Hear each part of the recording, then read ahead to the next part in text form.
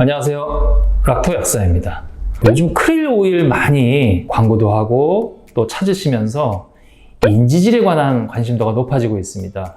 인지질 하면 사실은 이게 어떻게 보면 전문 용어라고 볼 수가 있는데, 특히 이제 홈쇼핑이나 광고에서 인지질 함유량이 높아야 된다, 인지질을 먹으니까 몸 안에 있는 나쁜 기름들이 녹아진다, 이런 광고를 많이 보면서 인지질에 관심도가 높아지고 있습니다. 그래서 오늘은 인지질이 과연 무엇인가 알아보고요.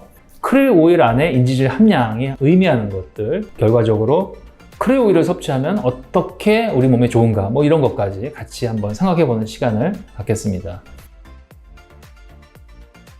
먼저 인지질은 인 플러스 지질이에요. 그러니까 인이라고 하는 거는 물에 잘 녹는 부위고요. 지질을 하면 물에 잘 안 녹죠. 지방, 지질하면 원래 물에 안 녹아요. 그런데 이 지질 중에서 인지질이라고 하는 거예요. 그러니까 인이 붙어있는 지질이다. 그러니까 분명히 물에 잘 안 녹아야 되는데 일부 한쪽 측면에 물이 잘 녹는 구조, 인이 붙어있다라는 의미죠. 그래서 친수성과 친유성이 같이 공존하는 그러한 지방이다, 이렇게 보시면 됩니다. 이게 바로 어디에 많이 쓰이냐면, 삼겹살 먹고 불판을 닦을 때 물에다가 이렇게 씻으면 잘 안 씻겨지지만 퐁퐁이나 이런 세제에다가 닦으면 굉장히 잘 닦아지죠. 우리 몸 안에서 들어가서 찌든 때를 걸러내는 그러한 세제, 비누와 같은 역할을 한다, 이렇게 이해하시면 굉장히 쉽습니다. 자, 그래서 이러한 크릴 오일 안에 인지질이 40%다, 50%다, 55%다, 이런 얘기들을 많이 하죠. 실제로 크릴 오일 안에는 오메가3가 들어있는데, 이 오메가3 지방산이 그냥 지방으로만 존재하는 게 아니라 인지질과 결합되어 있기 때문에 오메가3의 기능도 있지만 어떤 세제와 같은 역할을 한다라고 우리가 보는 거예요. 그리고 이 크릴은 해양 조류, 물속에 있는 식물이죠. 해양 조류, 식물성 플랑크톤을 제일 처음에 먹는 동물성 플랑크톤의 일종이에요. 그래서 조류, 식물성 플랑크톤이 갖고 있는 항산화제라든가 식물이 갖고 있는 색소를 그대로 갖고 오게 되죠. 그래서 붉은색을 띱니다, 크릴 오일은. 그리고 이 붉은색을 띠는 성분이 바로 아스타잔틴이라고 하는 성분이에요.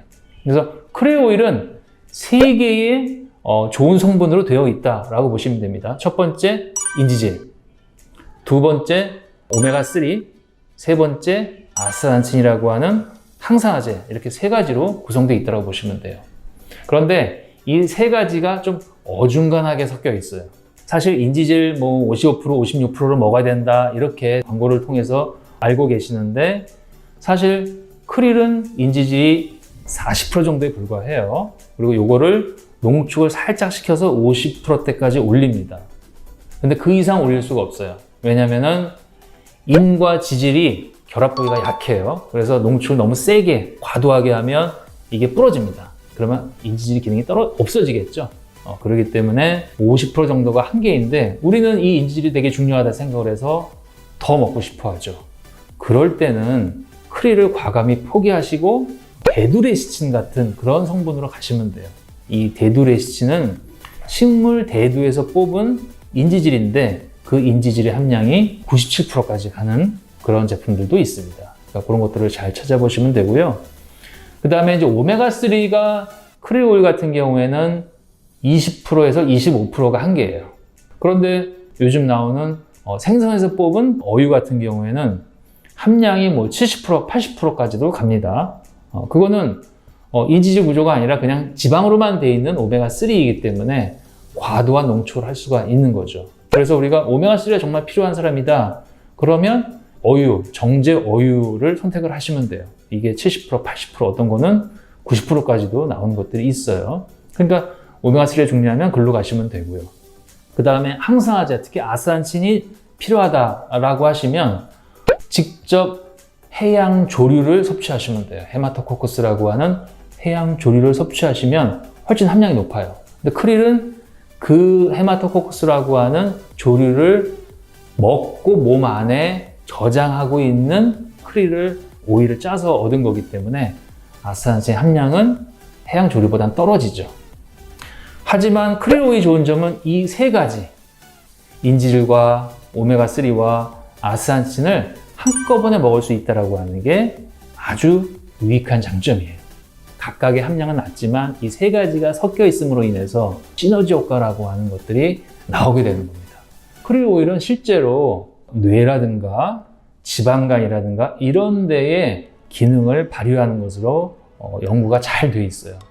특히 우리가 DHA 같은 거는 뇌로 들어가야지 뇌의 어떤 기능이라든가 기억력이라든가 이런 것들을 좋게 해준다고 잘 알고 있는데 인지질과 결합됐을 때 훨씬 뇌로 잘 들어갑니다. 그게 이제 이미 검증이 되어 있고요. 그 다음에 지방간도 역시 마찬가지예요. 우리가 간에 지방이 끼면은 여러 가지 문제가 오고 결국은 간이 나빠지게 되는데 그런 경우에 오메가3를 섭취하면 이게 이제 나쁜 지방들을 빼낼 수 있다 이렇게 연구가 되어 있어요. 하지만 인지질과 결합되어 있는 크릴 오일인 경우에 훨씬 더 지방간 억제하는 기능이 높더라라고 하는 게 잘 밝혀졌기 때문에 크릴 오일은 건강기능식품이 아니라 일반 식품으로 지정되어 있어요. 왜냐하면 각각의 함량이 기존 영양 성분들보다 낮기 때문에. 그래서 뭐 건강기능식품도 아닌 게 뭐 어쩌고저쩌고 이렇게 해서 이제 많이들 혼돈이 되고 이런 경우가 많은데 사실은 이 유익성분이 같이 셋으로 묶여 있기 때문에 우리 몸에는 실제로는 도움이 많이 됩니다. 그래서 해외에서도 많이 먹고 국내에서는 물론 이제 여러 논란들이 있지만 역시나 크릴 오일은 굉장히 도움이 된다. 이렇게 말씀을 드릴 수가 있습니다. 자, 오늘은 크릴 오일에 관해서 알아봤는데요. 구체적인 성분을 좀 디테일하게 설명드리면서 내용이 좀 깊었지만 크릴 오일을 선택하는 데 있어서 큰 도움이 됐을 것이다 생각을 하고요. 인지질, 오메가3, 아스타친과 같은 각각의 성분이 더 필요한 경우라면 각각의 더 특화된 그런 영양 성분들이 따로 존재하기 때문에 그것을 선택하면 될 것이다. 이렇게 말씀을 드리겠습니다. 자, 오늘은 여기까지 하겠습니다. 감사합니다.